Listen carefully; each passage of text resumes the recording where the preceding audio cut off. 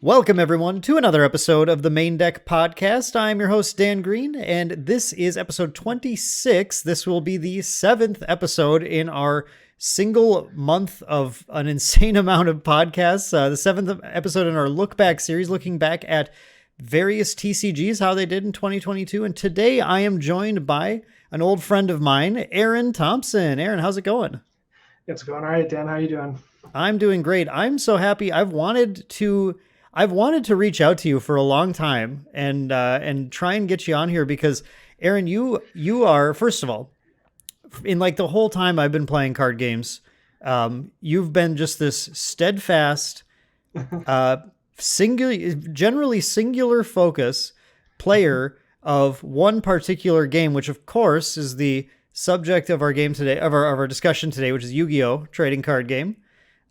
You were there when I started playing Yu-Gi-Oh! Back in the day, and you're still there, still running our events locally, still the champion of the game here. And it's just, for me, this is an interesting take on things because in that period of time, I feel, and now I could be wrong, and I'm going to give you a ton of opportunity here to correct me on everything, but I feel like I've gone and played every game under the sun. And you've dabbled in a few, but you've just been playing Yu-Gi-Oh! Like the whole time. Am I right? I would say primarily, yeah, I've dabbled in a few other card games and tried to go a little bit competitively in both of them, or a few of them. But yeah, it's Yu-Gi-Oh! Is the one I just keep coming back to because it's my first TCG, So Yeah. It's, like I always come back to Magic, but I feel like I take these kind of long breaks. Every now and then it's like, yeah, I've had enough. I want to go, I'm going to dive really into Dragon Ball Z. I'm going to dive really into My Hero Academia, whatever. And it hasn't, it's always impressed me, I guess I should say, your ability to just stick to it for so long. Sure. Yeah. I mean, it's the funny thing is that I always tell people that you can't really quit Yu-Gi-Oh! Yu-Gi-Oh! Has to quit you. Is kind of something that I've always said. And it's just, it depends on formats. It depends on, the price range of the game for people where it's, getting to or where it's going to, it hasn't quit me yet, I would say. Sure.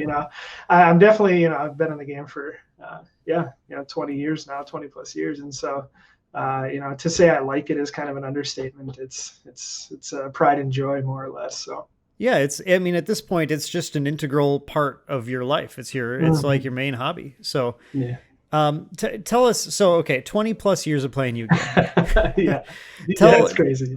It is a lot. But I think that's awesome. Personally, I think to be so fully invested to you. I mean, the ins and outs of everything in there.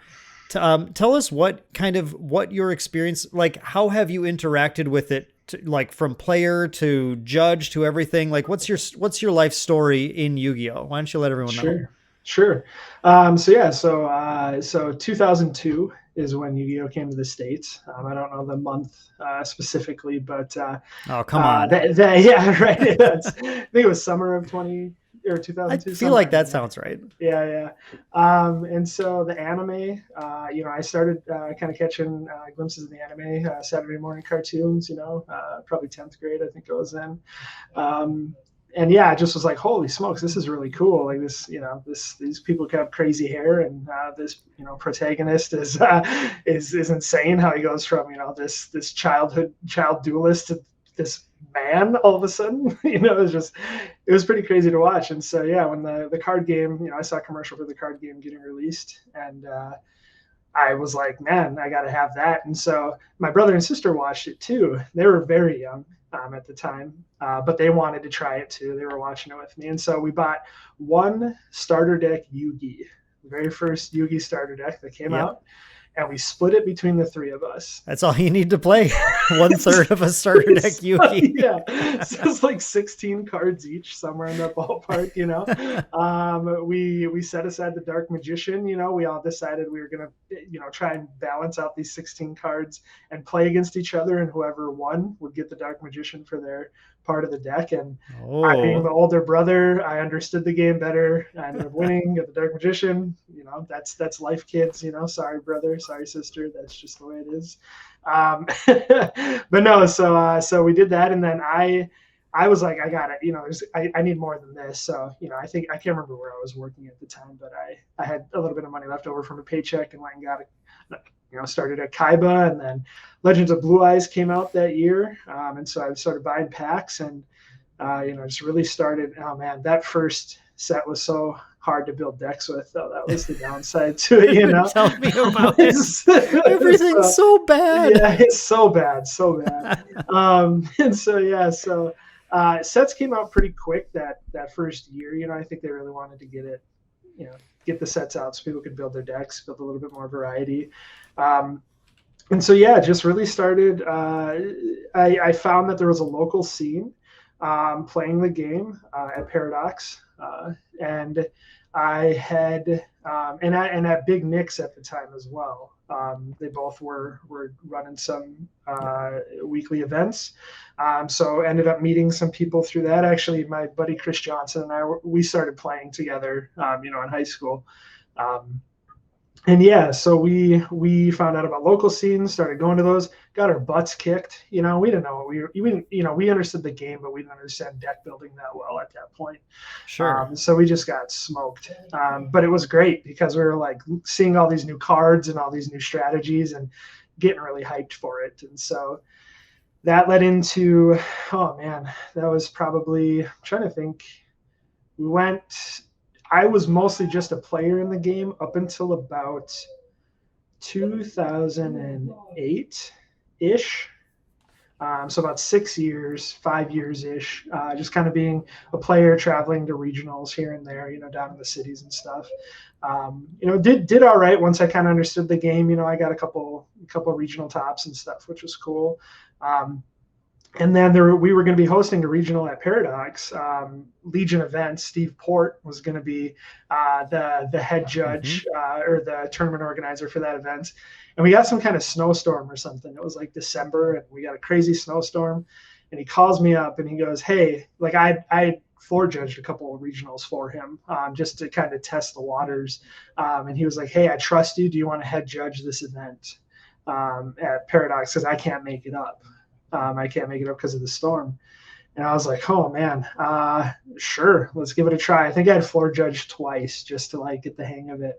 And sure. That event went by fire. Wow. Yeah, right. Yeah, it was crazy. And so I picked a couple other local guys, to judge with me, and we made it happen. I think the turnout was like 30 some people, 40 some people. It was pretty small because of the snowstorm. Yeah. But yeah, we ran that pretty successfully. And kind of from that point forward, when events were going to happen, around town here, I was doing a lot of the judging, helping run events, and I just kind of went up from there. Like I still played on the side, but I've been a pretty active judge now since that time, traveling all over the country, judging for YCS's Yu-Gi-Oh! Championship Series events, national championships. I did just this last year. I got to go to New York Comic-Con and be like on Konami staff as a judge to like help demo the event there, and help do a bunch of demos at Comic-Con, which was an amazing experience. That's awesome. It was really cool. Kind of a bucket list item for Yu-Gi-Oh! Because I knew that you could do it, but you had to really just show that you meant that you wanted to do it, and just kind of be someone they could trust because you're the face of the game when you're there. You're showing people how to play the game and how to get into it. Right. So just judging started kind of around then really heavily. I still play when I can in my free time. But yeah, I would say that's kind of my 20-year player to judge kind of experience anyways. Sure. And so one thing that happened to me when I started judging games like Magic, especially Magic, just because of the size of it, I feel like with smaller games, when you start judging smaller games, you generally still get to play in them, right? So you get like a decent amount of play. I don't know how it is with your Yu-Gi-Oh! Events. Do you still get to play in them when you're judging them as well? You do not. Okay. If Yep. you if you That's if what you're I judging figured. an event, you're not allowed to play because it just creates a conflict of, Yes. if you're the judge and you're playing, people are afraid to, challenge you on a ruling or something like that. Yep. So Yep. Generally, when it's a larger game like Magic or Yu-Gi-Oh, the rules are quite a bit more strict about that kind yeah, of thing. So I yeah, was for going to sure. ask now that because that happened to me in Magic, I started judging and then I got to play a whole lot less, and I got a whole lot less competitive. Are you the same way? Yeah, I would say I definitely enjoy the more casual side of the game. I do still get a bit competitive here and there. I like to stay on top of the top tier decks and really understand how to play them. And in order to play them well, you kind of have to have a little bit of a competitive mindset to them, Definitely. you know? Yep. And so I think, yeah, I'm definitely more of a casual player. I don't, when I go into an event, there's regionals and random events here and there. We just had a Yu-Gi-Oh! Championship series in Minneapolis recently. And I went as a player. I actually didn't judge that one because when they're this close to home, I like to play in them because I get to hang out with friends and who I Sure. haven't seen in a while. And when they're states away, I'll travel to those and judge those because it just makes more sense to do that. But yeah, when I go to play, even even in those events, I just can't get competitive about it. Like I just have just I play what I consider like my favorite deck, and just kind of go into it with an idea of what the decks are that I'm going to play against. But I still am there to have fun. Like I Yeah. still laugh with people. I don't have that that stare that Yeah. I don't want to talk. I don't want to talk mentality. That's not me. I'm a social person. I like to have fun with people and so yeah, so I played a couple of rounds of the main event, and then there's a new sort of kind of pseudo new version of Yu-Gi-Oh called Speed Duels, Yes. and I'm really into that. I really enjoyed that a lot. And so I went to go play like side events for that, and just dropped out of the main event to go to that for fun. Awesome. So Yeah, that's the same way I tend to approach big events for games where I'm like a judge for it or whatever too. I like if I get to play in it, it's like, 2 round. Even if I'm winning, sometimes I'm like, yeah, whatever. Like I'm done. That was yeah, enough. I'm gonna go play some of the fun stuff or yeah, explore the con or whatever. yeah, yeah, So yeah, yeah, 100%. yeah, Yeah, it's like I feel like once you really get invested in not just playing a game, but kind of like being the pillar for the game, being part of the community. It's like the game itself isn't exactly why you're attending these events or whatever. It's just like it's sort of like a given that you'll be there, and then the fact that if you like playing it or whatever, like that's just kind of a thing to do, while you're there, yeah, but isn't usually like the point. And I do kind of right, miss in some ways when I really cared about like yeah, winning yeah, events, but yeah, it's just yeah, we're all at different stages, I think, in how we're interacting with a game that's due to become a large part of our right, lifestyle. right, yep, yep. So speaking of games that are part of your lifestyle, so like you did mention you've dabbled in a few other TCGs. Yep. So I think the audience is curious which ones you deemed worthy of pulling you away from Yu-Gi-Oh for a little bit. Sure, sure. The first was, the king of the crown right now, which is Magic the Gathering. Of course. I actually tried to get into that competitively twice, I want to say. The first was during Mirrodin. I played. Ooh, a rough era to I get in played. Yeah, yeah, competitively. yeah. I played. Ravager deck. Of course. Who And didn't? yeah, it was. I actually started playing kind of casually in Eighth Edition, which really ages me. It feels like too. I had a couple of the people who played Yu-Gi-Oh also were playing Magic, and so they were like, "Hey, try this other game out." And so I played like Well-Wisher Elves back then, Classic. and just yeah, I had a lot of fun with that. But it was more just casual, and then yeah, Mirrodin was really where I tried to kind of get competitive into it. Spent the money to buy the deck. Played in like my first FNM and got in like top 4. There was like 40 people that Friday night, Yeah. and I would just play cards, like kind of knowing the ins and outs of the deck. But I would get to certain points, and people would just say to me, "Oh, well, you're going to do this, this, and this, so I'll just scoop. We'll go to the next game." And with I'm with like, with Ravager Affinity. That's yeah, "Yeah, yeah. yeah, yeah, Everyone knows how to play yeah, your deck better than you. You're like, okay, yeah, yep, I guess yeah." I win. Yeah, so I was like, all right, we'll go to the next game. And then I got to top 4, and I think they played like counter blue, like Badalkin Shackles, like Oh, sure. anti-artifact, like Yep. just shut me down. But I was like, hey, top 4, like I did all right. And played a little bit more, and then I realized back then, because that was, man, what year was that? When did the 8th edition come out? Or not 8th edition, but Mirrodin come out? I'm trying to I can't think here. That remember had the to be year. around 2005, Yeah, 2006, something yeah, like there, I somewhere think. in there. And I had just, I was a couple of years into college, and I could not afford to play both games competitively. Like that's the big Yeah. thing that kind of held me back. And so I realized, like, man, as fun as Magic was, Yu-Gi-Oh was still more fun to me, and more of my friends played it. And so, I sold off my stuff and just, kept playing Yu-Gi-Oh. And then I tried to get back in again in Kamigawa, because I started reading the books that came with like the Well, that fat didn't take pack long. things. And yeah, and I had a lot of fun reading those books, and I was like, I'm going to play. And I don't remember which decks I played. I played a couple of them, but event same thing happened. It was just too expensive to play Yep. both. And then kind of around that 06 time frame, I got into what is now known as Universus, but it was the Universal Fighting System game. Mm-hmm. I got a bunch of the Yu-Gi-Oh players were really stoked about that game. Brian, who used to work at Paradox, was the Yes. one who really got that game going. And that game was a ton of fun. Soul Calibur, Street Fighter, like this just really interesting new style of card game, was just a breath of fresh air kind of. And a lot of us got into it kind of competitively. Like we traveled to, I think it's Kenosha, somewhere in Canada, for like one of their like national championship events. It was this tiny town in Canada. I don't know why they chose that town of all towns. It sucked to drive to, because I think it was pretty much in the middle of winter.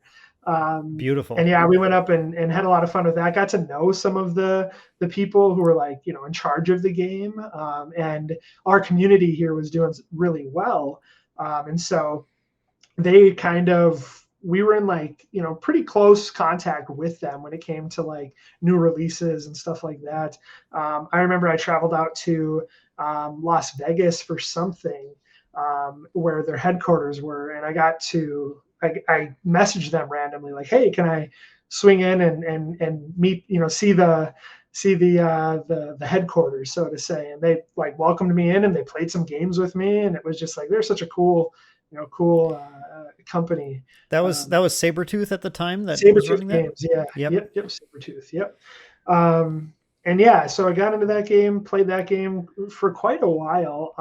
I was still doing Yu-Gi-Oh on the side, but that game was just like, again, a breath of fresh air to kind of try something new. And then I think I'm trying to remember when I really got out of that game. I think weird things started to happen. I don't know if I think Sabretooth was, they sold the game.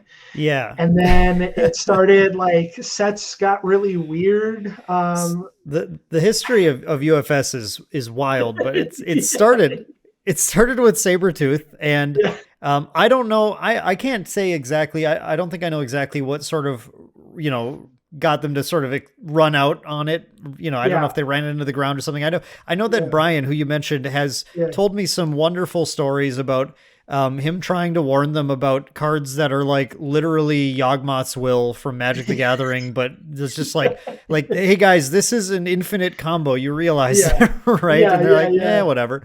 Yeah. I think it was some Zasalamel card. He always used to, he always told the story about that was just like, broken as hell. Yeah. So I don't know what happened, but eventually they sold it to our friends from Minnesota, Fantasy Flight Games.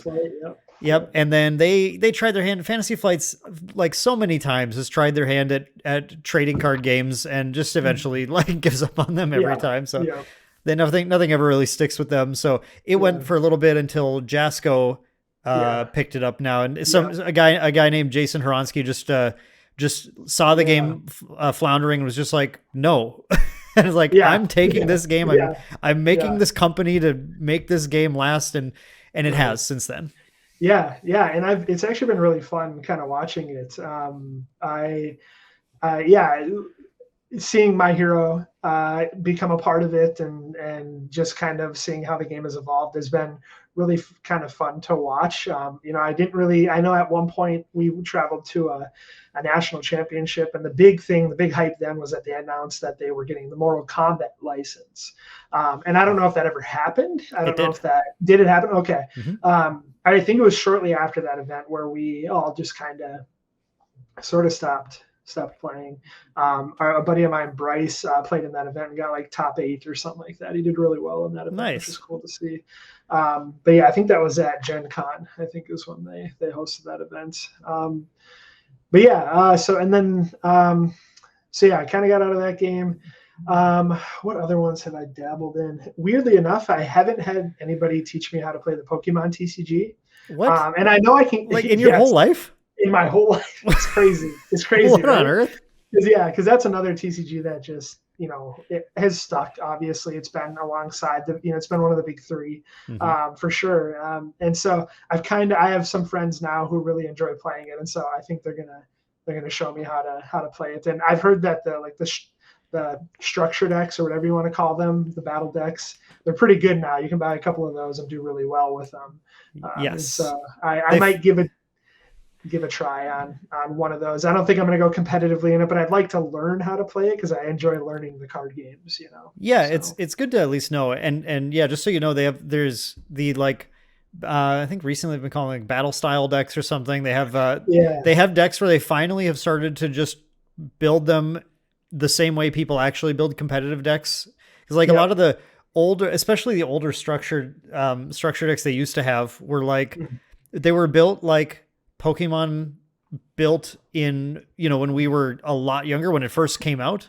When I was a kid at recess and I would pick up a structure deck, and it was basically a Magic deck, but with some evolving cards. Was how it was it was built. And then a whole bunch of draw 2s that cost nothing. It's pot of greeds everywhere. Right? These days now, in those decks used to put 16, 20 energy cards or whatever. Now your decks have sometimes 12 is oh, you got a lot of energy. Sometimes it's you got 8, that's plenty. That's all you need or whatever. And if you're playing those old style structure decks, when I logged onto the online client, after not playing it for years, all I had was these old structure decks, and oh my god, it's just miserable because you have these Pokemon that do nothing, and then you have all you're drawing is oh good, an energy card, cool. I put it on my Pokemon that doesn't do anything. See what I get next turn. Guess what? It's an energy card. It's now Pokemon's crazy, dude. I think you'll have a lot of fun if you play with the decks that are actually built good decks now, because it's all just this kind of game of calculating haymakers on each other. And every turn you're let me see how much of my deck I can churn through this turn to try and find the combo pieces I need or whatever. I tell everyone it feels like you're playing vintage Magic is standard Pokemon. And I mean that in a really good way, because that's a fun style of game. It's just impossible for people to get into it because no one's going to go drop 10 grand on a vintage deck. Right. Exactly. So with Pokemon, you pay $50. You're okay, I'm playing vintage. Let's go. Yeah. So I'll probably give that a whirl at some point.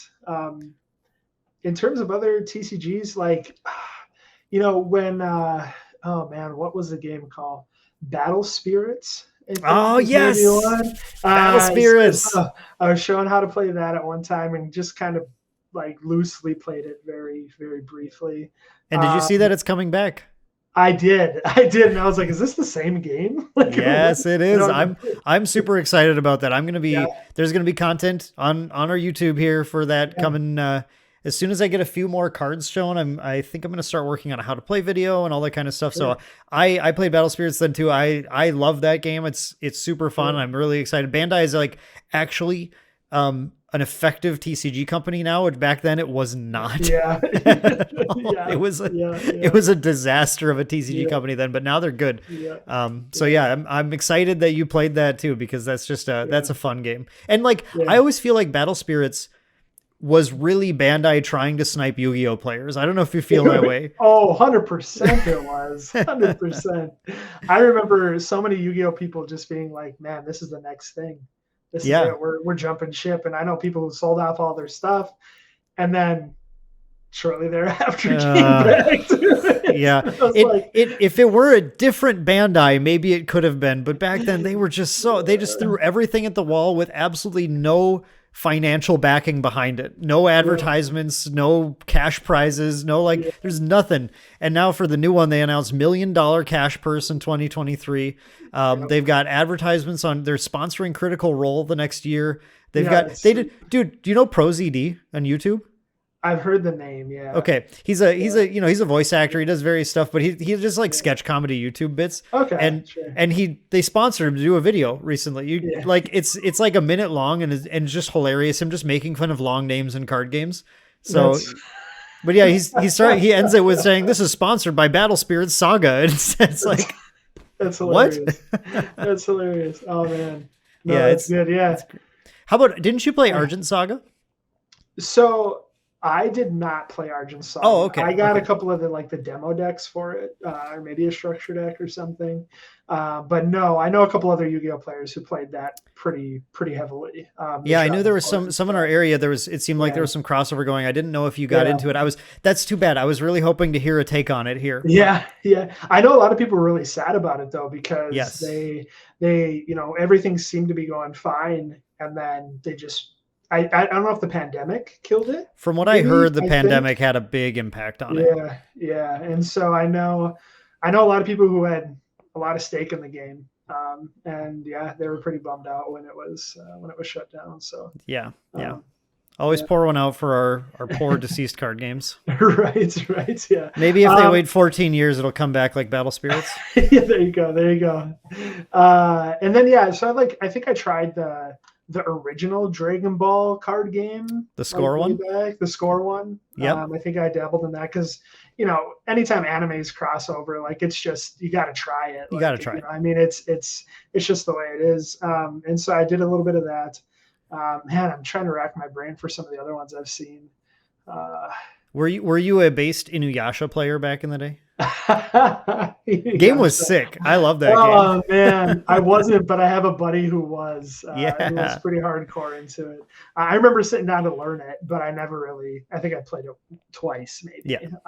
And then, so funny enough, another card game that didn't last long was the Initial D card game. Nice. No, that one had a very fast run. That game, oh man, I was so excited when that came out because it's one of my favorite animes. I just love it. And so when that came out, me and my buddy Chris were like, "Holy smokes!" We're gonna give this a try. And even learning the game was really hard, to do. And I think it lasted a couple sets maybe, and then it just kind of puttered out. Was that another one of Score's multitude of anime TCGs? Do you remember? It might have been. I feel like it was. I'd have to look it up, but I think Score just there was a time when Dragon Ball Z was sort of waning a little bit. There was just this torrent of anime TCGs coming, because I think Score also published Inuyasha, though that was kind of after GT kind of pooped the bed more or less for the game. Sure. I mean, Initial D sounds like it was one of theirs. They did Yu Yu Hakusho, which is a very cool game. They did I think they did the Case Closed. There's a Case Closed TCG, if you didn't know. Yeah, I did know that. Yep. We brought that up in the Final Fantasy episode of this too, but I just love that piece of trivia because everyone's like, wait, really? Yeah, there's so many out there, and there's almost one for anything. I mean, when you look Bleach. at Bleach. Oh yeah, I did play Bleach a little bit. Yeah, that was another score one. Yep, Bleach was another score one, and that one had tried its best to hold on. I remember so many people trying to keep that game going, and it wouldn't. I think I still have a stack of cards from that game, in one of my boxes somewhere. But yeah, that was another one. Yeah, and when you look at Weiss Schwartz now.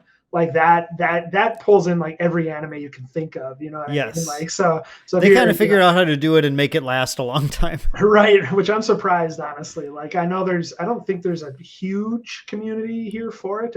I think there's people for it.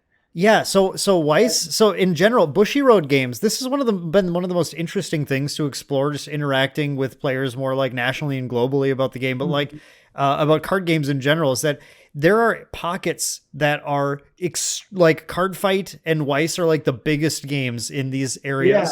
And in our local area, that's just never been the case.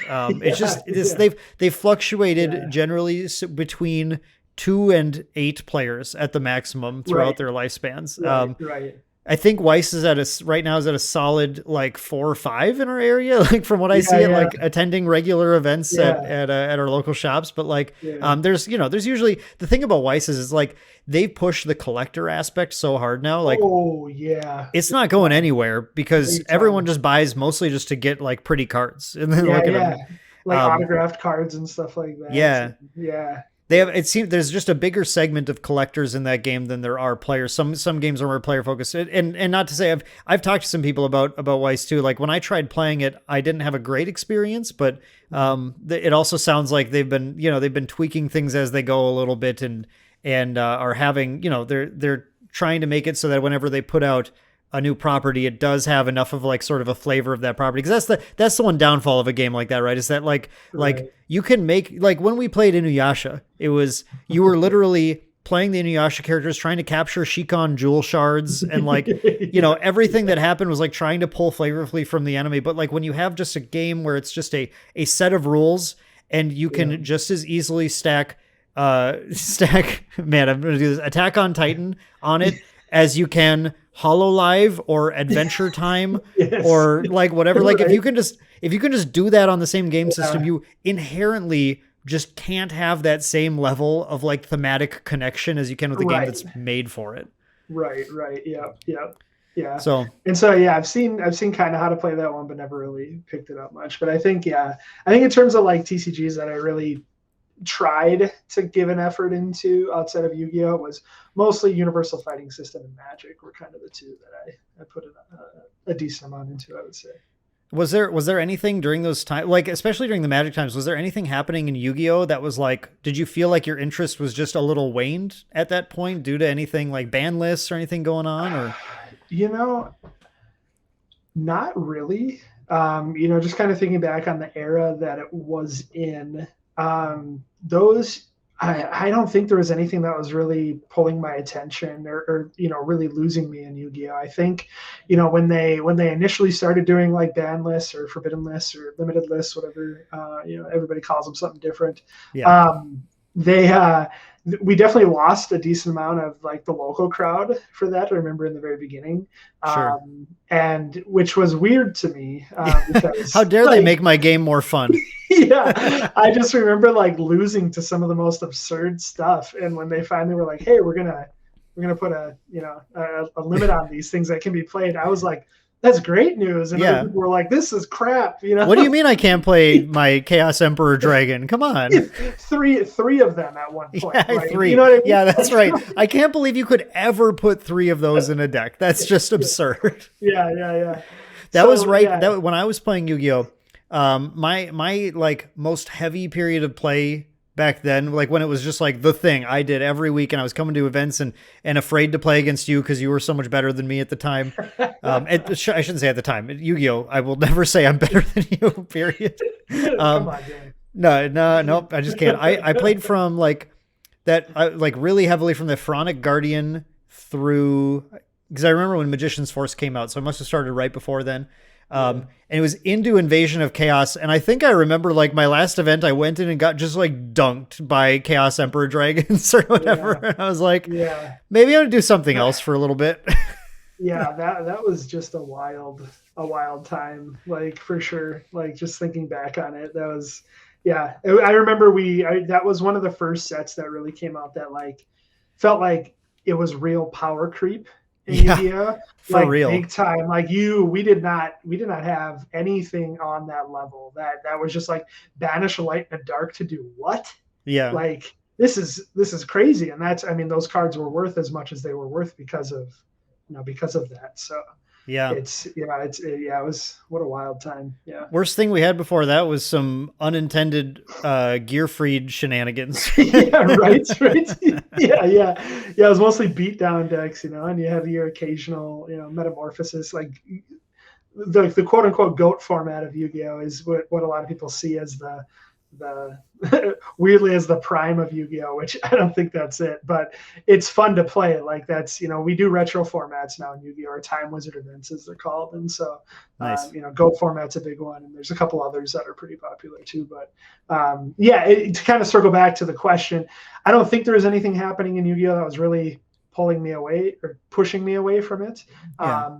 I think I was more or less just like realizing that there were all these other card games that I could try that I was having a lot of fun with. And when friends are playing those same card games, it's easy to get caught up in the Yes. fun of it and stuff. So Absolutely understand that for sure. I'm usually the one who's playing the other card games and trying to rope other people. I'm like, Sure, come on, yeah. it's really fun. Yeah. Give it a whirl. Yeah. Well, Aaron, I think that was a wonderful little like history lesson on who you are. I think people should hopefully have a pretty good idea of kind of your especially your depth of experience with Yu-Gi-Oh, but also some good breadth of experience, like playing just about every game I mentioned. You're like, yeah, I think I played that like a couple of times or whatever. So, so with that topic, especially in mind of how, the best and worst times for Yu-Gi-Oh, let's dive right into our main topic today, which is our 2022 look back on Yu-Gi-Oh trading card game. So, Aaron, as I tend to do with my guests who are here to fill in for my egregious gap in knowledge, I'm going to just open the floor to you to guide us on a little journey here with the question of, in general, how was 2022 for the Yu-Gi-Oh trading card game? 2022 was, I would say, pretty phenomenal for the Yu-Gi-Oh trading card game. It's the sets that have been released. There's been some ups and downs. Yu-Gi-Oh has core sets, but they also have side sets or filler sets, as people like to call them. Some of those were pretty subpar, to say the least. But the core sets as a whole for Yu-Gi-Oh were really good. They were game changing. The last two core sets that have come out, or maybe even last three core sets that have come out, have honestly changed the top tiers of the game. Like, it's been a shakeup for the most part. Each set that's come out, which isn't anything we've really seen in the past. I mean, there's been kind of two occasions in the past in Yu-Gi-Oh where a set will come out that'll really just change everything. It's usually when there's a new master rule released in Yu-Gi-Oh. We had pendulums come out, Right. a while back, and that really changed the game as a whole. Which we lost a lot of people during that, just because of how insane that mechanic was in the game. So I'm gonna intervene really quick and say, because fine. we're gonna talk about this at some point. Obviously, a great thing that happened in Yu-Gi-Oh was the release of Master Duel this year. Yes. But Master Duel got me to play Yu-Gi-Oh again for the first time in a long time, outside of when I play a dumb GBA game that's set in my era, have fun with that. But the rules aren't even real in those games; they're just made up. No, I know, it's fun. It's fun.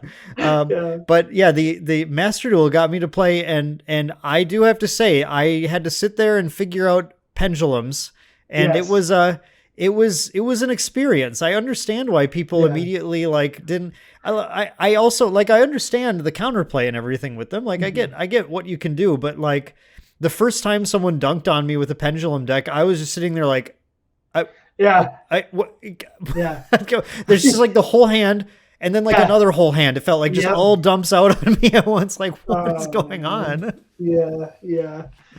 So we'll touch base on Master Duel. I'm excited to talk about that too. But overall, so you guys have their core sets, they have their side sets, they have their tin releases once a year now. This year's tin release is Tin of the Pharaoh's Gods, I think is what it's called. Was generally what they try and do with those sets is they'll release staples from throughout the last couple years and really just try and get them driven into the hands of newer players. I think 2022 was a phenomenal year for people to really start Yu-Gi-Oh if they wanted to get into it. Only because sets like that make all of these cards that you generally, for the most part, need to kind of build decks and side decks, made them a lot more accessible. The cards themselves are cheap when those things come out, because so many people open them, that they just drive the pricing down on a lot of those cards. And so that had stuff that have the stuff like Ash Blossom and Maxi and that kind of stuff. Yeah, so Max C is actually a card that's been on the forbidden list for a while. Oh, I'm sorry. But Yep, no, that's that's my bad. totally fine. It was in Master Duel for a little bit. I'm pretty sure. Yeah, it's still in there. I think. Yeah, Okay. I think it's in there. Yeah, which we haven't had in the TCG for a long time. But yeah, cards like that. What we call hand traps, Ash Blossom, and other cards of that nature. Forbidden items. Yeah, forbidden items. Yeah, there's a lot of good, just a lot of really good cards that people want easier access to, which opens up the game for new players. I mean, there were a couple structure deck releases that were like literally put 3 of these together and you have like a pretty high tier deck. And I love it when those happen because it's so nice being able to say to people who want to get into the game, go buy 3 of these, put them together, and you have a pretty competitive deck for the most part. You maybe just need to fill it with a couple other cards, but this is a question of a personal nature about that because of the structure decks that were released this year.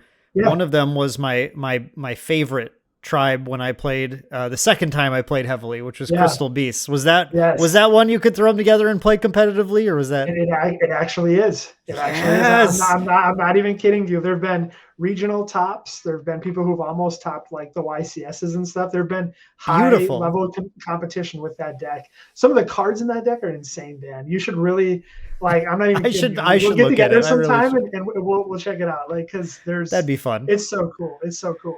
And kind of on that topic, just briefly, there was a set that got just released called Battles of Legend Crystal Revenge. I just noticed that looking through this list. Yeah, it's got a bunch of Crystal Beast reprints, and it also has these dark Crystal Beasts, which feed the other, the dark Rainbow Dragon side of it and stuff. But they all kind of work together. But yeah, it's really cool. It's a super super fun set. But yeah, I really think just between the tin and the sets we've dropped and the structure decks, it's been a really good year for Yu-Gi-Oh. There, like I said, some of the side sets have been hit or miss. Some of them have been really good. Some have been really bad. But for the most part, I think in terms of physical cards for Yu-Gi-Oh, that has been amazing for the game. I don't know when you want to talk about Master Duel, but we can. In a second, because I'm gonna put you on the spot here, and I'm gonna provide what I would imagine if I were the audience here would be a question on my mind about that. It's a very positive take, which I'm not doubting at all. But I do know that for a little bit there was a little meme floating around the TCG community towards the end of the year of a high level match between 2 players playing a current high tier deck. I'm not going to try and put a number on it, but a high tier deck that involved a lot of hand traps and milling and literally nothing happening. How is that? Is that what's going on with that? I guess. Sure. So Yu-Gi-Oh right now, and there's been a little bit of a shakeup to it. So like I said, the last couple core sets that have come out have really it's in a way it's power creep, sort of out power creeping the other decks. But there's a deck that we are currently in what we consider a tier 0 Yu-Gi-Oh format. There is what more people would say is kind of an undefined or undefined best deck or a best deck of the format, so to say. That deck involves some milling aspects to it, and then cards that trigger when they go to the graveyard due to that milling effect. And so your cards also tend to mill your opponent's deck. And so when they are also playing the same deck, there's a lot of chain building and a lot of interactions in terms of that. And so the meme going around is I don't know if you're talking about the same one, but there's a picture of 2 players playing and there's 100 cards on the table. And it's just people what is going on in this game? What is actually happening? I know that the memed picture itself is a little bit over exaggerated. There's a little bit of Photoshop happening in it. Sure. But for the most part, there was some games caught on camera where, when you're milling cards and you're building chains, some people like to fan their graveyards out so they can kind of see all of the cards that are in play and in action. And so when players don't really pay attention to what's currently on their field, and they fan their graveyard out. You know, they're kind of overlapping a lot of different things, but yeah, that that is a meme of the format. We also had a card that was just recently added to the Forbidden list. That was a card where there was a meme about it because two players who were playing in a high level game passed back and forth between each other like 18 times because they couldn't do anything. Because of this card that's called Mystic Mine. And it was a card that a lot of people wanted to see go, but a lot of casual players really liked it because it punished people for overextending and really kind of putting the lock on the game. And so you could have turns where you were just passing, waiting for your opponent to deck out because they committed everything and they can't get rid of this one card. Like it was a little bit crazy. So there's it's sort of a tier 0. I would say with the latest kind of adjustments they made, they are doing a pretty decent job of kind of countering that best deck. It's a mill deck, so they released 2 cards that have been limited to 1 for years. They brought them back to 3. And they're cards that say like when any card is going to go to the graveyard, it gets removed from play instead. Yeah, sure. And so they brought those back to 3 to kind of just counteract this what's like happening. Macrocosmos and Dimensional Fissure. Fissure. Yep. They even have it. I can get them still a little bit. Yeah. And then and there was a hand trap monster too called Dimensional Shifter. That was literally if you didn't have any cards in your graveyard, you could discard it during either player's turn, and until the end of your next turn, any card sent to the graveyard is removed from play. So there was a bit of a surprise element to that card too, which is really good. So yeah, there's been a bit of that, but I would say with the recent tweaks to it and looking at the recent kind of high level events and regionals that have happened, other decks, we're kind of back to a 3-deck sort of trifecta in the top competitive nature, but the Crystal Beast structure deck and the newly released Dark World structure deck, Dark World's got revamped and re-released into the game, and they're really good. There's definitely, I think the start of this next year is really going to be interesting to see kind of how people have adapted, so to say. So one more thing I'm going to push that is very interesting, just to like hear about, obviously it's just sometimes tier 0 decks happen in like every TCG. It's just like we were talking about your stint in Magic playing in Mirrodin. It's like it happens sometimes, and no TCG is immune to it, right? But like it's good to hear that there's being some responses happening to try and take care of that. You did mention that the last 2 sets shook up the format pretty significally. One thing I was always a little worried about with Yu-Gi-Oh! And because they have this very like archetypal set design where every set's like, here's 4 new decks that you can play, and like a couple support cards for some older. So you like those happen for sure, but like it tends to sort of lead people towards just like the new set has the latest best thing, and that's like the new best deck, and then the next set comes out and like, throw the old deck away, here's the new one and stuff. Do you feel like you're seeing that, or are they doing a pretty good job of like, even you're saying it's shaking up the format, but like, I guess I could just see a listener hearing that, in a negative light rather than a positive light because of that. Sure. I think, so I guess, so that comes down to, whether or not to invest in a deck because you're worried that it'll get, hit by some limited list or forbidden list. And yeah, I mean, that's definitely, I think they've gotten better. Konami as a whole has gotten better about it, more or less giving decks a decent amount of time to run, but indirectly hitting them. So in the case of this deck that mills a bunch, releasing cards that are good counters to those decks. So rather than, annihilating the money that you've put into a deck, here they are giving other people a chance to play against that deck, but you're not losing any cards of it. It's not really killing your deck. It's just making you have to play it a little bit differently. Yeah, a lot like you just said, how they brought Macrocosmos and Fissure back. It's like, it's a way to like, you can fight against this, and this is a thing you can do. You don't have to just like, it might have been at some point in Konami's history, the response might have just been to like ban a particular monster, like deck's dead now or whatever. The thing I always like to talk to people about who have a sort of a take umbrage with that sort of system is that for a lot of TCGs, um, there is a growing issue as a game gets older with players' ability to get into it. Because if you take any TCG that has like let's imagine the most extreme scenario. It's a TCG that has no reprints. It just doesn't reprint cards, period. And it has no rotation. So everything's legal all the time. And then also that TCG is trying really hard not to power creep things, right? Those three factors together basically mean that if you give that TCG a few years, if you want to buy a deck that's top tier, you're buying cards that have been out of print for 3 years and they're super powerful. Like whatever, like every set's going to have a few cards that are like the most powerful. Anything relatively staple-ish is now like a $50, $100 card or whatever that you have to buy. So every TCG has to do some mix of the above things in some way to allow people to keep playing for a long time. And this has caused a lot of TCG players to like, because this is the most heavy-handed method, but it's what Magic did for many years to stay relevant, was they just had a rotation. It was like, okay, your set is this set is good for the next 2 years, then it's gone. Then you have to play it in older formats now or whatever. And a lot of players would, took like, they didn't like that idea. They didn't like a card just having an expiration date on it. Yu-Gi-Oh! Never did that.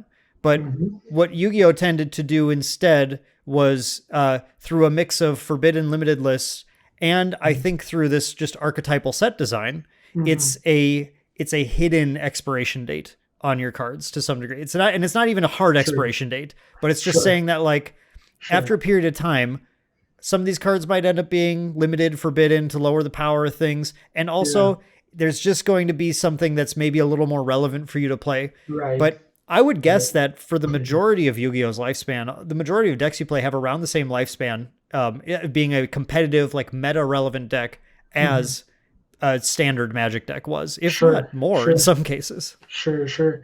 No, I think I agree with that. I think in terms of, and power creep is obviously a big thing. I mean, that's happening. And, you look back on decks from 3-4 years ago and they just don't hold up to the pace that the game is going at. And that's that's something that a lot of Yu-Gi-Oh players, even older, players like myself have said is a little bit problematic is the pace of the game is so it's so fast now. It's very similar to how you were talking about Pokemon and how it's like a haymaker type of play. You're really building up to try and do kind of one big push. Yu-Gi-Oh is not, 10 turns or more usually anymore. It's really down to, I would say in a really good game, you're probably looking at 3 to 4 turns for each player. Maybe 6 to 8 turns total. And the game's probably done by then. And that, looking back at, the early days of Yu-Gi-Oh, you had so many more turns than that. It was kind of sometimes. Yeah. And so, I think I agree that it's, the archetypes themselves do start to kind of fall out and just get outpaced by other things. Yu-Gi-Oh! Or Konami has been doing something really well over the last, I think, I want to say 5 to 6 years, and they've been giving new life into old archetypes. They've really been breathing new life into them and really trying to make them relevant and fun again for people. Crystal Beast kind of being one of them. I love it. I never would have expected. I thought that was just it was gone. It was forgotten archetype. I think a lot of people did. 100%. And Dark World again is another one. Yeah, that's a classic one too. That they really did. They brought back. It wasn't great, but they brought back like an ice barrier structure deck. So some of the ice barrier monsters, and they've done some things with Cyber Dragon and the Cyber Dark monsters. They did a really cool mashup structure deck with them. That 3 of those together were just like really good. And I saw there's like a Trap Tricks one coming out too. It's coming up, I think, early next year. Yeah, so they're going to be really pumping some support into that. But yeah, they've really, and in core sets themselves, there was one this year called Battle of Chaos, where it really kind of reintroduced and reflavored a lot of Yugi's Dark Magician type of cards. There's Right. some new dragons in there. There's some, really things that people remember from the anime, that kind of revamp and breathe new life into these decks. And it's been something they've been doing for the last, handful of years that has been a lot of fun to watch. It's really just nice being able to go like, oh man, I remember that deck. Like, yeah, let's get back into that. And generally they'll reprint, a structured deck, or they'll reprint, some sort of side sets that reprint those cards, because again, they haven't been printed for so long, that they're out of print by now. And so it's good to see those reprinted with updated text to make them easier to understand and follow. And coming up in 2023, they're doing this 25th anniversary kind of thing for Yu-Gi-Oh! I was excited to talk about this. Okay, we don't have to go into it. Yeah, we can pause if you want to talk about it after. No, just go ahead. You know what? It's part of the convo right now. Sure. So they're actually re-releasing the first 5. I think it's first 5 booster sets of Yu-Gi-Oh! From Legends of Blue Eyes through Invasion of Chaos. It's that, yeah. That's the first 4 plus Invasion of Chaos, right? It's like it's Blue Eyes, Raiders, Spell Ruler, Pharaoh's Servant. The next set after that was, I believe, Legacy of Darkness, right? And then, and then you had I don't know, whatever. But then so it's the first 4 sets, and then as we were talking about earlier, the first like real power creep set, Invasion of Chaos, in there too. Yeah, and so it'll be interesting to see those cards. Just it's cool to see, because I think a lot of people have compared this to the it's sort of like a counter move to what Wizards of the Coast just recently did with their $1,000 proxy system. Whatever you want to call it. There's a 2-hour 45-minute podcast if any listeners interested.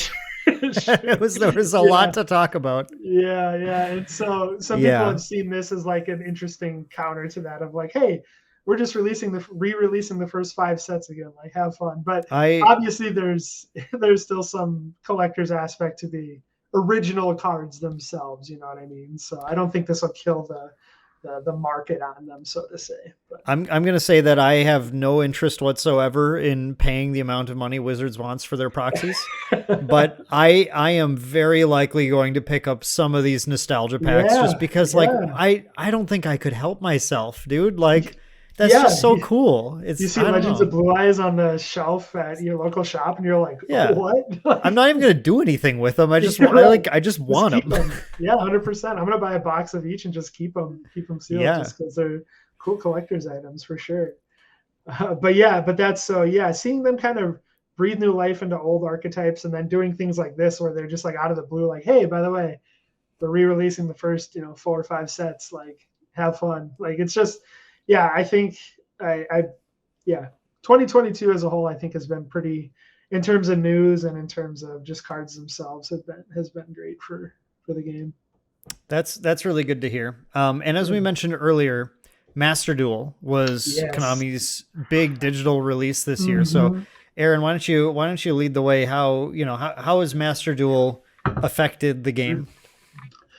Okay, so Master Duel kind of came out of nowhere. Like, we've wanted for so long to have a real time version of the game that we can play digitally. That it's not an arcade game. It's not a Switch game. It's not whatever. Yu-Gi-Oh's had infinite of these just like snapshot games of like, okay, here's like a bunch, like a lot of the cards that were available in Yu-Gi-Oh at this, like at the time we made this game. And then, and then there's some like campaign tacked on or whatever. It's like, I play some of those, I play the old GBA ones, because I love that. But they never had, they're the only game of the big 3 that didn't have an online client built at this point. Arena and Pokemon TCG Online, now Pokemon TCG Live, have existed for a long Arena for less long, but Pokemon for forever. Arena for a while now, and Yu-Gi-Oh just didn't have anything that did that same thing. Right. And so that's huge, because again, we've gotten the Switch games, we've gotten the Game Boy Advance games, and there was a Switch game that came out it was like 2019, I think. maybe. It's called like And Power of the Duelist or something like that. Legacy yeah, of the yeah, yeah. Duelist. I don't. Legacy of the I probably Duelist. just Yeah, there's like a mixing yeah. of set names with the, Yeah, the yeah, game yeah, name. yeah, I yeah, don't know. 100%. Yeah, I think it's Legacy of the Duelist. And that was like, it came out and I was like, oh man, this could be their time to really like push updates into a game and kind of make Yeah, it relevant more or less. And that's something we wanted for so long. And then they didn't. It's yeah. like, here's a specific, here's, the rules are never going to change. The updated game mechanics or whatever will never change with that game. Now they're just what they are in that particular period of time. And then, yeah, like I think right around to the end of the year, they were teasing like an upcoming, a digital platform. And then, yeah, the bombshell that was Master Duel, which is, oh man, it's really, really, I love it a lot. There's some things about it that I hope that they fix in the future, so to say, or add in the future, I would say. But the fact that this game came out and now is available to anybody who, has any sort of like mobile device, really, or a computer or Xbox or whatever. The fact that there's a live version of the game that you can play against other people, and they're going to actively support it, release cards. There's a bit of you can pay to have a little bit more flair in the game or buy your gems, but you can do free to play in the game and do just fine. Like it's great. You can, I was impressed with the economy. I jumped in. I put zero money into it, and I just played through some of the basic, I don't know, just like campaign stuff or whatever. And then I just like dusted a bunch of cards. And then I built, at the time when I started playing, I built the Virtual Worlds deck because that was one of the better ones. And it looked insane. And like, I just wanted to experience it. So I put that together, and it was very hard to figure out what I was doing for a few games. That's a tough deck. I'm surprised you went with that right off the bat. That deck the reason I did was because it did a bunch of Xyz summoning, and that was the last thing I knew. I was like, I'm going to do something that does what I know, and of course it ended up putting me in this giant rabbit hole of like I have to learn a bunch of Chinese names for things that like all trigger off of doing different things and bring someone else out, and it was a mess. King Long and Lao Lao and all that. Yeah, for sure. So like.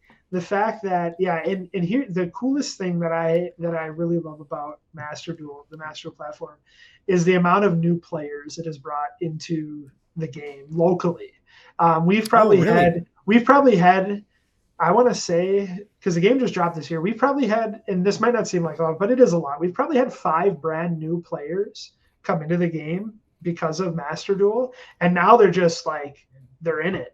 Yeah, they're like part of the local scene now. They're playing, other competitive decks, and it's really cool to see what it's doing. And the number of people that we talked to at Comic-Con as well, who are like, hey, like I want to check this out because I checked on Master Duel, and being able to sit down and play like physical cards with them and show them some of the other platforms that are out there or other digital titles. It's just. Yeah, it's crazy. Like I think they knew that this is what it would do, is kind of bring people back into the game or bring new players into the game. Some of these people who are now in it have been like, I've been a Yu-Gi-Oh fan for, 10 plus years and just never really wanted to, come try a local out, but Master Duel did it for me. Like it's really, that's awesome. It's so cool. It's so cool. Do you think? So you were just? I think you were just hinting at this, but do you think there was some like very intentional product design this year, assuming that they were getting in new players from Master Duel? Because you mentioned these structure decks with like old themes that are quite good, and then it caught my attention that you mentioned that the Battle of Chaos set in particular was like kind of leaning on these nostalgic themes as well. Yeah. Do you think that was like planned? I have to think that there was a bit of planning in regards to that. It's us who don't work for the company. We're not sure how speculation. How far forward or backwards their vision goes with the game. But I think that knowing that there'd be new players coming into the game because of Master Duel, and the fact that they were releasing structure decks that are not only like really good in terms of power level, but also like not overly complicated also helps. So it's, people who've been playing Master Duel who, there's such a wide gamut of decks you can build in that. in that game. But a lot of the new players who we saw come into locals to start playing, we're playing some of like the trap heavy decks, a lot of the stall kind of like really anti-meta kind of stuff, which was cool. Like I still love seeing it, but a lot of the older veteran players were like, this person's playing this skill drain deck again. Like I don't want to play against them, but it was like, these are new players. Like, this is so cool. Like give them a chance to really, breathe in what the local scene is all about. And yeah, I really think that Master Duel released and then the sets we've had leading into this year, it's just made it a really good year for Yu-Gi-Oh! I think as a new player, I think this was a great year to get into it. That's awesome. Mm-hmm. I want to make sure we have enough time to talk about anything here that needs talking about. So like, my first question that I want to make sure we talk about is, because this has come up in basically every single episode of Lookback so far. 2022 was kind of our first year where we were feeling in general, and this isn't the case in every area, and we keep seeing more news reports of this not being the case, but we're starting to kind of put the pandemic in our rearview mirror a little bit. Right. So how has Yu-Gi-Oh been in 2022? How have they been sort of responding to that change, bringing back in-person events? Yeah. Has that been going well? And is like, how did the pandemic in general sort of affect everything prior to the start of the year? Yeah, I mean, Yu-Gi-Oh went online during the pandemic. They went to remote duels, which were honestly, like, I really wish that we would have gotten, like, our local scene, we would have kind of picked up on them a little bit sooner than we did. We got into them like I want to say like October, November of 2020 is when we started running those tournaments. And back as far as you could start doing them back as in like May, I think is when Konami kind of started to bring that idea to life. And we had pretty good success with that. I manage a Discord for the Fargo area. I think you joined it possibly. Yeah, recently, I popped in just to keep an eye on this. Yeah. And so, that really exploded because we kept a pretty local base to start with. And then, I was like, I think we got to open this up to the rest of, the world, so to say, the server itself. I was trying to keep it really local, but not a lot of local players are really into the webcam playing version of the game, and so I opened it up to the rest of the world, and we've got it's like 1,400 members in there or something like that, and we get people who play. We're kind of slow. We've slowed down a lot on those, but because in-person play is back. But we had a period of time where we were firing off 3 to 4 events a week, 8+ players in each one. We were running, Konami reached out to a lot of stores to see if they'd run, they wanted to run a remote duel YCS, a championship series event. And the first one they wanted to run, they didn't know how many people would join it. So they reached out to a couple different shops and were like, hey, we want to break it up into like 4 different servers for players to play on, and then for day 2 they'll all go into one main server, so everybody would play out their matches in these separate servers, and we got picked as one of the servers to do that, which is really awesome. Cool. And so 2021, I can't remember when in 2021 it was that in-person play was allowed to kind of start coming back. It was late 2021 though. Yep. I think that was what it was for a lot of games. I don't even think some of them didn't even come back then. I think. Yeah. Some of them, it was really the tail end of 2021 for especially some of the games that were just trying to kind of get started when the pandemic was hitting. Again, we talked about My Hero Academia. Was sort of a fresh take on universes that are UFS on that point, and that really got hit hard, like with a loss of momentum dealing with the pandemic. And when they finally started getting things together, it was already like late 2021, and so events they're just like they wanted to have a launch at a big con, but you just like literally couldn't do it until like 2022, in fact, or very late 2021. So yeah, exactly. Yeah. So we came back to in-store play, and I mean, I think people were excited for that. So, it kind of got, we we started firing off tournaments. I mean, there was a pretty decent turnout, I would say, to kind of get people to come back. I mean, Konami had a mask wearing policy in effect for all tournaments even on the local level for. I can't remember how far into 2022 we got, and then they allowed it to kind of shift to your local region, your city, Sure. your state, however they were doing it. But all of their tier 2 and up events, so regionals and anything above that, still to this day have strict mask wearing policies for tournament play. It was, I will say, the first big event that I went to in 2022 to judge. I'm trying to remember when it was. It was March or April, I think, is when we had our first like kind of in-person YCS back. It was a little bit overwhelming, like being that isolated for so long. Yeah, I know what you mean. And just really being like, worried about what you might, catch and whatnot. Yeah. Seeing that many people in one venue, one room was very much like, whew, like it's been a while since I've had to do this. And, you're there's a little bit of, worry there on like, but Konami was pretty good about, mask wearing, and they had, obviously had hand sanitizer everywhere.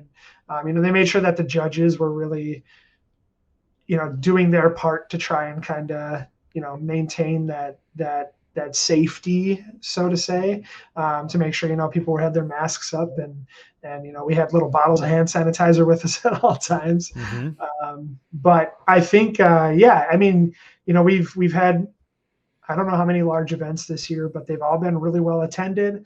There hasn't really been, there hasn't been any need for like catch up, so to say, if that makes sense. It feels like, once things kind of came back, everybody was like, oh, thank God we get to like play cards with other people, Yeah.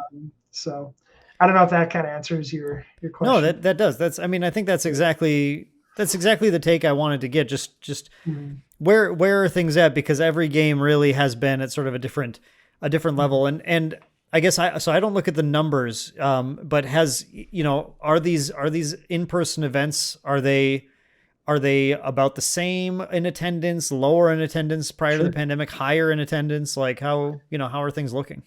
I think they're about the same. Okay. I don't think there's been really much of a dip. I know that in a couple cases, attendances have been better in certain areas than they were in the past.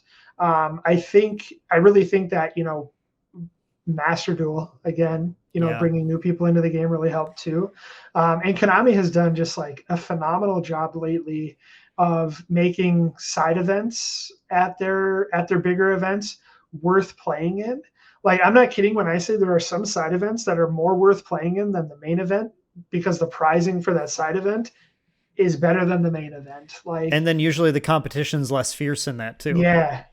There's still obviously, competitive mindset, but of course, all of the main competitive players are over there in the other room playing in the main event. And so it kind of, it's crazy when you can get like, they've been really having a lot of fun with uncut sheets of I cards. Love them. Uncut sheets. And they do uncut. I don't know if you've seen what a Starlight Rare looks like. I have. I've seen those. They do uncut sheets of Starlight Rares that go, people, there's stores and stuff that'll buy those off of people for $5,000, what I mean, depending on the Starlights in it. And so like when you win the main event, you're getting a trophy and you're getting a prize card that maybe prize card will fetch you anywhere from $1,000 to $2,000, but you get like a PS5 or an Xbox with it. And like, that's it. You know what I mean? But you look at the side event where you're able to possibly win something like that. And they do those giant cards too, like they've been doing really, really well at pulling people in for those. So like you'll see a lot of Sundays for those big events. Sundays are just, that side event area is just packed with, people wanting to really get in on some of those cool events. I believe that. I would be playing for the uncut sheets also. 100%. I remember when I was playing, I want to ask if this is still the case, but those prize cards that you get for performing well, are those still like unique cards that you only have access to until they decide to reprint them? They are. Yep. So they're prize cards for generally, I want to say 2-ish years. before a reprint comes along in a Wow. set that reprints it. Before they'll cycle it out for a new one, and then they'll put it into like some sort of reprint set.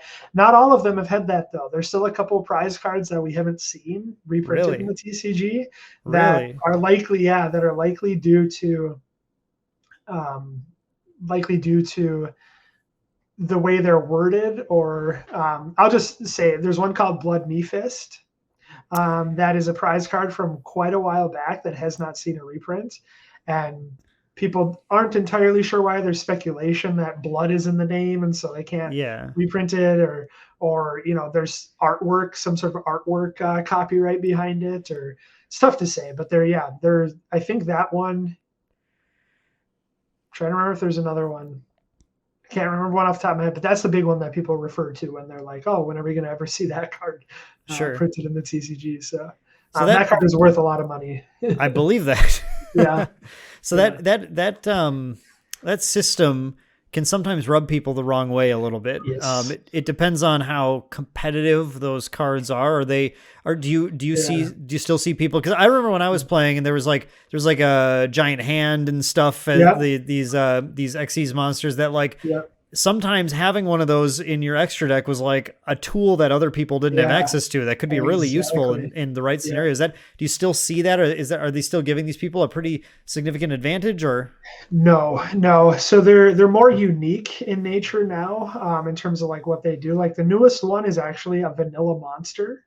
It's called Another Verse Dragon. But it's a vanilla monster that's like its typing and its stats fall into range with a lot of unique cards that can work with it. Like it's a dragon, it's a light, it's got certain stats that are maybe similar to Blue Eyes. I don't remember off the top, but so it can be searched in a lot of different ways, but it's also like a tuner monster. And so it's like these interesting things that you don't see with some other monsters, because there are cards in the game that could maybe make it really good, but it's kind of a toss-up as to whether or not it is. But Giant Hand was one. Minerva, the Lightsworn Xyz monster, was a huge one. That one. I remember that. That's kind of BS to be putting the Lightsworn boss Xyz monster. Yeah, 100%. A lot of people were very frustrated with that, but and they've stopped doing that because I think they should have stopped doing it after Crush Card Virus, one of their very first cards that was ever in that way, because there were actual people who won that card, would go to the next event, have that card in their deck, and would win with that card. And they would give it to their teammates to play in side events to win more Crush cards. And so it just became this cycle. But there hasn't been anything on that level that's been that good. Minerva was one a lot of people got mad about because it was a Lightsworn archetype monster that was just really, really good for that archetype. And people won with it, because it was just kind of that good of a card. So, but I would say in the last handful of years, the last 2 or 3, 4 cards haven't been on that level. That's good. It's a tightrope, right? Because you need them to be appealing and exciting. If you're gonna put if you put a Skull Servant, actually people would probably go nuts over it. But if you put some dumb Legend of Blue Eyes like monster or whatever that isn't a Skull Servant specifically, or a Shape Snatch, that's one of your faves. That is one of my favorites. Yeah. But if you just put a dumb thing nobody cares about, then people are like, okay, well I'm just whatever. I don't really care that much. About that. Yeah, but you got to think of the competitive mindset and whether or not it's you just got to make it worthwhile in some way that people still want to win it, And I think the pandemic also, real quick, the pandemic also really, really messed with the secondary market for almost every single card game, right? Yes. Yu-Gi-Oh, prize cards and cards of older nature are so much more expensive than they were in 2019. It's actually crazy. I hate thinking back on the cards I got rid of in 2019 and what they were worth now. I know. It hurts. I can't do it. It actually just hurts so much. Yep. But there's the collector. I think a lot more games have a higher collector's market to them now too. And so these prize cards that you can win in Yu-Gi-Oh, while they may not be amazing, they still will fetch a good price. So there's a reason for winning them. Yeah, that's good. I'm really happy to hear that. One thing you've done in this whole episode is just like you've taken a lot of my preconceptions of how things definitely were in the past and have assured me that it does sound like things have improved a lot in some of the areas where I thought there was room for improvement. Sure, We'll say. sure. And I want to use our last little bit of time here to ask you I'm gonna put you on the spot again. Tough question. All right. What areas do you see that there is still room for improvement in things that happened in 2022 or hurdles that have been encountered? Anything that has been a little less than stellar? Do you have anything you can name off the top of your head? I think so. One thing that Yu-Gi-Oh really has it's not just the 2022 thing, but it's something that I've just kind of realized over the last year more and more is their local level events. While there's some that have gotten better. There's a lot of room for improvement in terms of like sneak previews that they do for Yu-Gi-Oh, sneak peeks as they like to call them. Those are things where back in the day you used to be able to go in and buy your packs and do like a sealed tournament and you'd win more packs based on how well you did in that. That's not a thing anymore. It's just basically go in. Now you can buy up to a booster box worth of product on sneak peek day instead of just 5 packs. Get your promo card and then that's it. Like there's no tournament that you really do. We can still run tournaments, but there's no extra incentive to it to really do that. And so I think like maybe making those a little bit better. But in terms of just 2022 things that have kind of feel like they've maybe needed improvement, I honestly can't think of a lot. I think 2022 was just a really solid year. I think their side sets that they do outside of their core sets, some of them are really good and some of them are just not great at all. If you go on TCG Player and you look up the set, Legendary Duelist Duels from the Deep, it's one of the worst sets that has ever been like it actually had a ghost rare card in it. Yu-Gi-Oh started reintroducing sets that had ghost rare cards in them, and those were printed so long ago they stopped printing those for I remember them. So I know it was a long time ago. And they brought them back within the last year or two here. They started reprinting them in these random side sets, and that set, the ghost rare card of it is like worth like $20 or $25. Like it doesn't have the ghost rares now. If you look at older ones, are all $100+ cards, and they I don't know what happened with that one, but the set as a whole was just flopped so bad, and to the point where that set came out in June of this year, and a lot of the shops who hold the Yu-Gi-Oh product are still sitting on cases of that product. And you pretty much every core set that has come out in the last couple of years sells out within the first 2, maybe 3 months at most. Like they're just gone. They're just off the shelves. They just don't get them. They can't even get them in anymore because they're just sold out. But that set really just I think they kind of need to rethink some of their modeling on what makes a core set or a side set worth buying.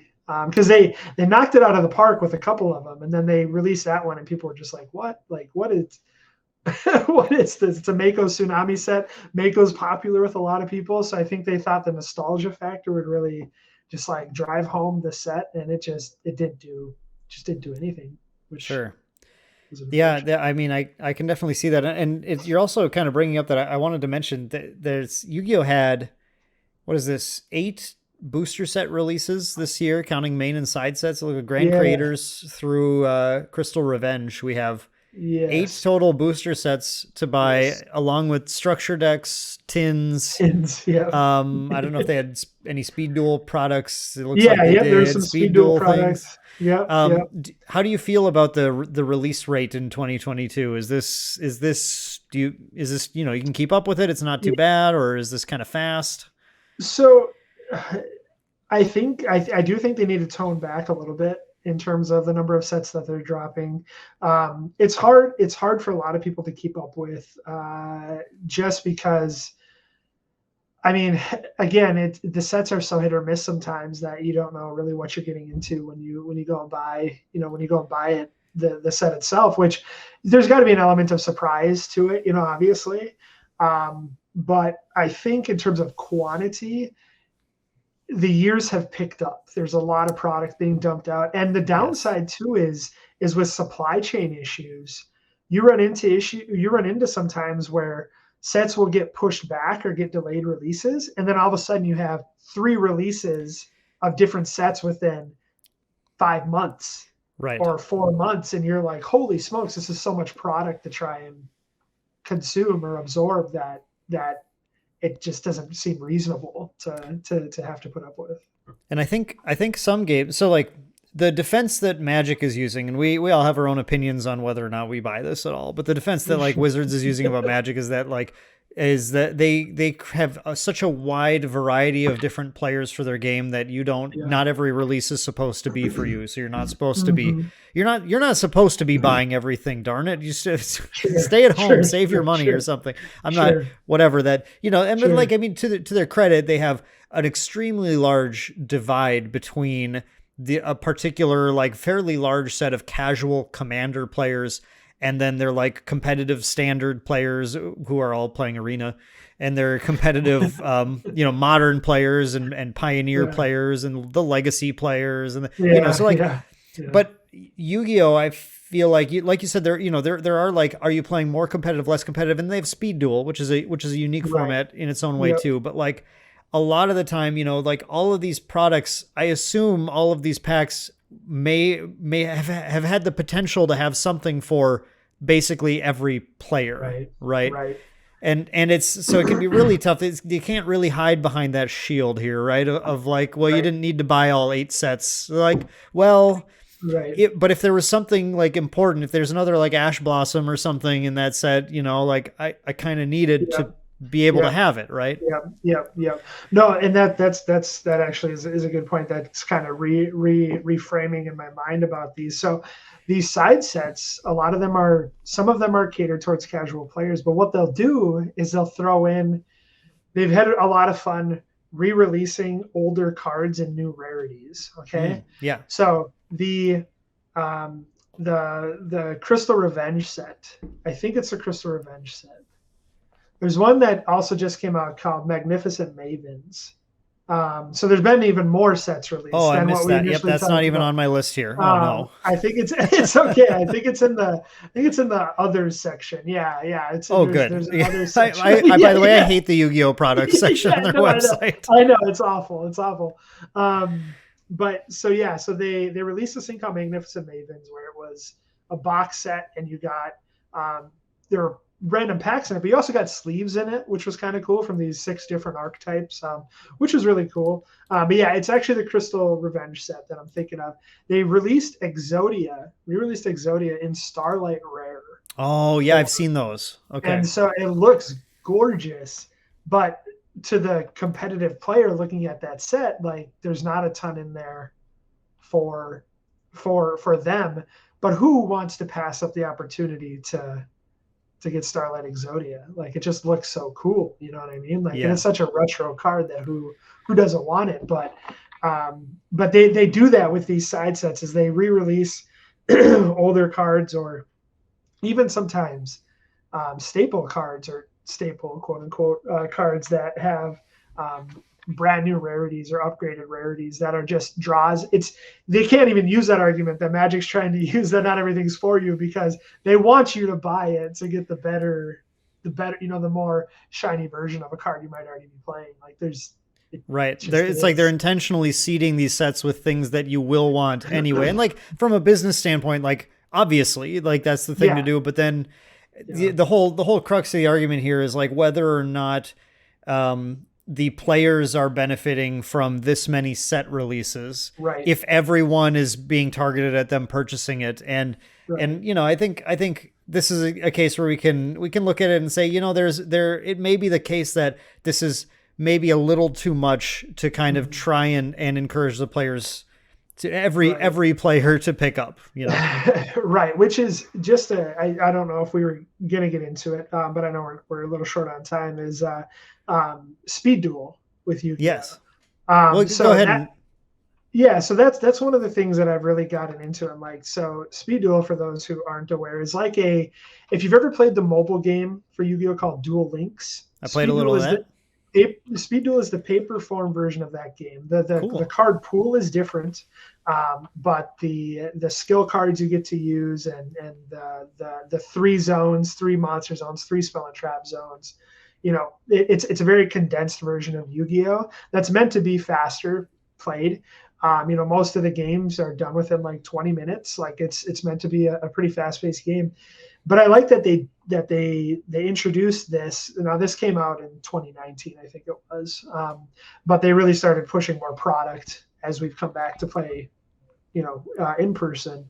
But having that version of the game have its own sets and its own releases and its own tournament packs that you can get for playing in those events, that are really just geared towards it. Now, you can take any Speed Duel card that you have outside of skill cards and play them in normal Yu-Gi-Oh! You just can't do the reverse. So Speed Duel cards have their own watermark on them, so you have to have that in order to play a Speed Duel deck. And so a lot of the sets that come out are geared towards that. They've been these like box sets where you can buy one and you and up to 8 other friends. There's like 8 pre-constructed decks inside of these things.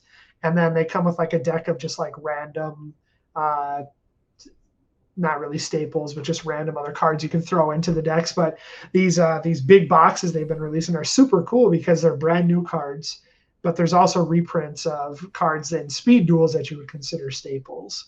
Are these like the new cards that they're introducing, is there any random element to them, or is it just a one and done purchase? It is.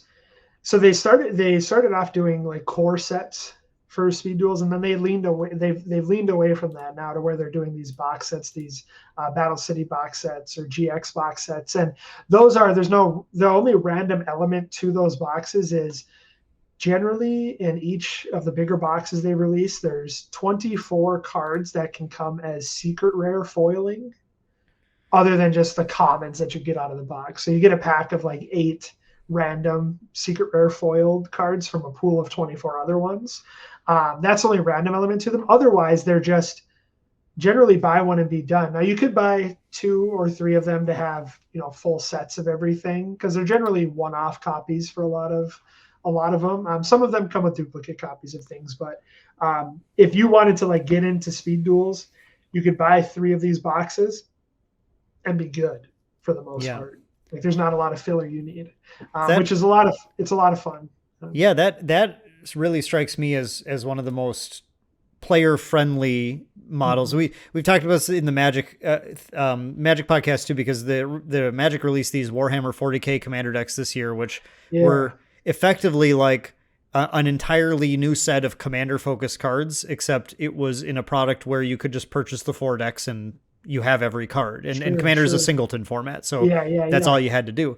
And so our guest host Dana and I, in that episode, we agreed that this was probably like the highlight product of the year, because now not every release in a TCG can do that, because then you have an LCG model, and when you have an LCG model, you lose player interest really fast. Players. It's very important that players in a TCG sort of get psychologically invested in for better or worse. It's important they get invested in the sort of the purchasing scheme, the collecting and everything, because it's an all-encompassing hobby in that way. But having an alternate format where you have these singleton purchase products, and so instead of having to keep up buying, you have to buy booster boxes of this product for this set, or for this format, you have to buy booster boxes of this product for this other format. You are able to just keep up by like picking up some boxes or whatever, play on the side, or make it your only way that you play that game, engage with it. I think that's a very player friendly way to do it, and I really appreciate that. Yeah. And so I think that's what a lot of people who are kind of thinking about dipping their toes in the game, I try to have them stop by for, a random Speed Duel tournament we're having, because I usually have 10 to 20 different decks built just because I just buy all the stuff that comes out so that I can show people, demo it for them. And it's like, especially older players who kind of are looking to maybe come back into the game. I like them to try it out because it's very reminiscent of classic Yu-Gi-Oh! In the sense that you have more than 5 turns. Like, you're generally building and working towards, a win over multiple turns and not just a one punch type of, be done with it type of deal. So Speed Duel has been like one of my passions. I really had a lot of fun. I demoed that a lot at Comic-Con. And then, unless you had a specific question for Speed Duel, I just want to touch really, really quickly on Time Wizard formats for you. Go for it. Yeah. So to the older players who left Yu-Gi-Oh! For whatever reason, Konami has this sort of retro format type of tournament that you can run called the Time Wizard format. Basically, you pick a specific point in time in Yu-Gi-Oh! You're like, I want to play 2005. Like, I want to play with the April 2005 Forbidden Limited list. And here's the latest set you can play up to in that format, which is, for that, it is Dark Beginnings too. It's GOAT format is what's collectively called for Yu-Gi-Oh! So we can literally run a tournament where we tell people, this is the list we're using, the Forbidden Limited list. These are all the only sets you can utilize. Reprints count, all that kind of stuff count. You don't have to play with the cards that have that set name on them. You can play with reprints, of course. But we do, there's that has been such a, also their side events that they do at bigger events. They do a lot of these Time Wizard formats. They do the 2005 GOAT. They do a 2010, what they call Edison format, which is another really popular one. It had like Gladiator Beasts and Light Sworn and Black Wings, and a lot of those decks are really popular. Crystal Beasts. Crystal Beasts, yeah, you could just Crystal Beasts. Original OG, let's go. Yeah. But that's been like a ton of fun too, because it's been a way. Sometimes when we run those tournaments here locally, we literally just have like older players who show up to just play in those, because we can give away, OTS packs, our tournament packs and stuff, or, they can get store credit or whatever to spend on whatever they want. But it's been a ton of fun just like seeing, especially a lot of newer players try and dabble in those older formats and kind of question like, how many turns is this going to take? Yeah, that's got to be hilarious. It's so funny to watch. You don't even know. Yeah. It's just, the Time Wizard stuff has been a ton of fun. And you can do, if you have a local player base that just wants to play like 2013 Yu-Gi-Oh!, you can do that. Like, you can set it up and do that. And you can officially sanction those tournaments. Like, it's a ton of fun being able to bring those back, because I like to play my retro formats, and have a lot of fun just nostalgiaing over, old combos and old cards and stuff. And it's a ton of fun. So that's another way. Like, if you're sitting on, a 2010 Gladiator Beast deck that you did really well with, check out your local shop and see if they're doing Time Wizard formats and see if they'll do some Edison. Like, I think it's kind of a fun way to kind of pull the older players back in and maybe get them to pick up some newer decks, Yeah, that's awesome. Or maybe Speed Duel. I have to say, unfortunately, you've piqued my interest a little bit more about that format even after this discussion. So if I ever can find the time, maybe I'll try and swing by and try one of your 40 decks or whatever. Yeah. We're gonna start them back up Tuesday nights in January. So baby. And Saturdays we do them too as well. So yeah, I'll have to take a look. I'll have to take a look at my calendar here. But speaking of our schedule here, Aaron, do you have any last parting shots for us before I announce the end here? I don't think so. I really think if you're looking to give Yu-Gi-Oh! A try, definitely do Master Duel. It's free to download. You don't have to put any money into it. It's a really good platform to learn the mechanics of the game. And definitely, if you're in the Fargo area, feel free to hit me up on Facebook or wherever to come and try a tournament. I have plenty of decks to loan out and be more than happy to teach you. And if you happen to have learned how to play Yu-Gi-Oh! From Aaron Thompson at Comic-Con, then you should put a shout out down in the comments. I'm curious to see if we can randomly misconnection these two things together or something. That'd be awesome. Yeah, absolutely.